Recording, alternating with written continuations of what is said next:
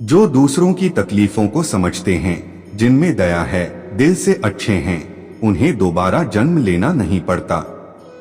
ज्यादा हंसने और बोलने वाला व्यक्ति अगर चुप हो जाए तो मान लेना वह भीतर से टूट चुका है। प्रबुद्ध व्यक्ति सिवाय ईश्वर के किसी और पर निर्भर नहीं होता। इंसान के बर्बाद होने के 6 कारण हैं: नींद, गुस्सा, डर, थकान, आलस्य और काम टालने की आदत। इच्छाओं का त्याग करना ही खुशी का सबसे बड़ा कारण है।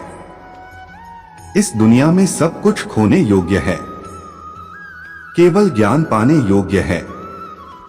कृष्ण ने राधा से पूछा, ऐसी एक जगह बताओ जहां मैं नहीं हूं।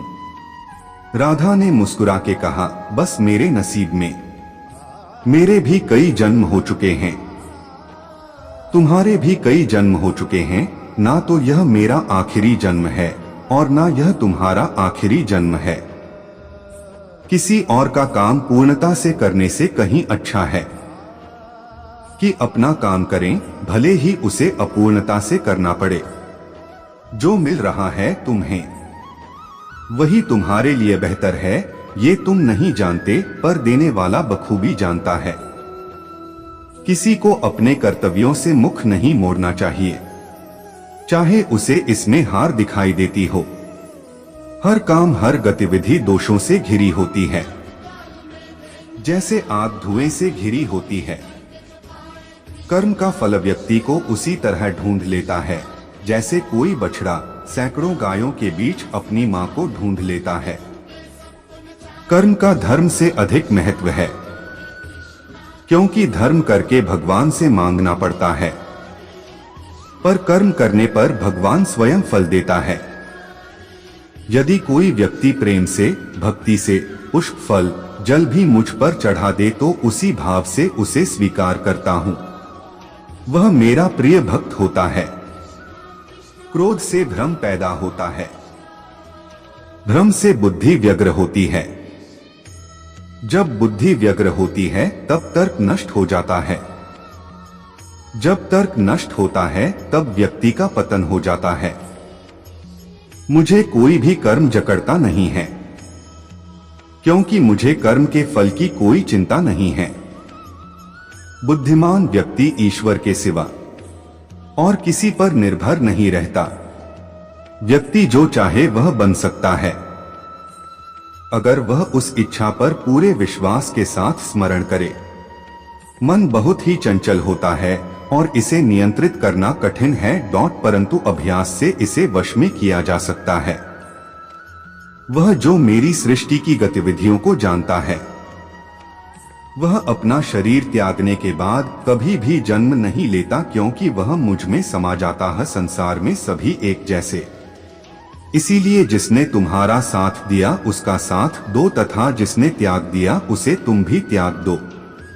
मैं ना तो तुम्हारी महंगी भेंट से प्रसन्न होता हूँ, ना दिखावटी दान दलायुता से। अगर मेरे मन को हरना है तो मुझे प्रेम से पुकारो, मैं हाजिर हो जाऊंगा। अवास्तविक चीजों को लेकर मन में कभी डर पैदा मत होने दो, वो वास्तविक नहीं है। वह ना तो कभी था और ना कभी होगा। इसके विपरीत जो वास्तविक हैं, वह हमेशा से था और उसे ना तो बदला जा सकता है, ना कभी नष्ट किया जा सकता है। अपने सबसे खास से धोखा खाने के बाद लोग चाह कर भी किसी पर संपूर्ण प्रतिशत भरोसा नहीं कर पाते, यही सत्य है। मनुष्य का जीवन केवल उसके कर्मों पर चलता है। जैसा कर्म होता है वैसा उसका जीवन होता है। भगवान श्री कृष्ण जी कहते हैं कि हमें किसी से भी अंधा प्यार नहीं करना चाहिए। हमारा किसी के प्रति अंधा प्यार हमें कभी भी आगे बढ़ने नहीं देता। अधिक प्रेम भी व्यक्ति को बुद्धिहीन कर देता है। अनुमान मन की कल्पना है और अनुभव जिंदगी का सबक है। सच्ची खुशी तभी होती है जब आपकी सोच, कथन और कर्म में समानता हो। जीवन में कभी निराश नहीं होना चाहिए, क्योंकि कमजोर आपका वक्त होता, आप नहीं। जैसे तेल समाप्त हो जाने पर दीपक बुझ जाता है, उसी प्रकार कर्म के क्षीण हो जाने पर भाग्य भी नष्ट हो जाता है। मौन सबसे अच्छा उत्तर है। किसी ऐसे व्यक्ति के लिए जो आपके शब्दों को महत्व नहीं देता। मनुष्य जन्म लेता है तो उसके पास सांसें तो होती हैं, पर कोई नाम नहीं होता। जब मृत्यु होती है तो उसके पास नाम तो होता है पर सांसें नहीं होती। इसी सांस और नाम के बीच की यात्रा को जीवन कहते हैं। न किसी के अभाव में जियो, न किसी के प्रभाव में जियो। यह जिंदगी है, आपकी अपने स्वभाव में जियो। किसी के प्रति मन में क्रोध लिए रहने की अपेक्षा उसे तुरंत प्रकट कर देना अधिक अच्छा है। जैसे क्षण भर में जल जाना देर तक सुलगने से अधिक अच्छा है। इंसान चाहे जितना भी खुद को व्यस्त रख ले, जिससे वो प्रेम करता है उसकी यादों से नहीं बच सकता। समय कभी नहीं रुकता। आज यदि बुरा चल रहा है तो कल अवश्य अच्छा आएगा। आप केवल निस्वार्थ भाव से कर्म कीजिए और वही आपके हाथ में है। हमारी आस्था की परीक्षा तब होती है जब हम जो चाहे वो न मिले, और क्योंकि भौतिकवादी श्री कृष्ण के आध्यात्मिक बातों को समझ नहीं सकते हैं, उन्हें यह सलाह दी जाती है कि वे शारीरिक बातों पर अपना ध्यान केंद्रित करें और देखने की कोशिश करें कि कैसे श्री कृष्ण अपने शारीरिक अभ्यावेदन से प्रकट होते हैं। आदमी मनुष्य के लिए मन बंधन का कारण है और मन मुक्ति का कारण भी है। मन वस्तुओं की भावना में लीन रहे तो बंधन का कारण है, और अगर मन वस्तुओं की भावना से अलग रहे तो वह मुक्ति का कारण है। ऐसा कोई समय नहीं था जब मेरा अस्तित्व ना हो, ना तुम, ना ही इनमें से कोई राजा, और ऐसा ना ही कोई भविष्य है जहां हमें कोई रोक सके। हमारी गलती अंतिम वास्तविकता के लिए यह ले जा रहा है। जैसे सपने देखने वाला यह सोचता है कि उसके सपने के अलावा और कुछ भी सत्य नहीं है। हम कभी वास्तव में दुनिया की मुठभेड़ में घुसते, हम बस अनुभव करते हैं अपने तंत्रिता तंत्र को। अपनी इच्छा शक्ति के माध्यम से अपने आप को नई आकृति प्रदान करें। कभी भी स्वयं को अपन आत्म इच्छा से अपमानित न करें। इच्छा एकमात्र मित्र दोस्त होता है स्वयं का, और इच्छा ही एकमात्र शत्रु है स्वयं का। देवत्व का परम व्यक्तित्व कहता है, यह सिर्फ वासना ही है।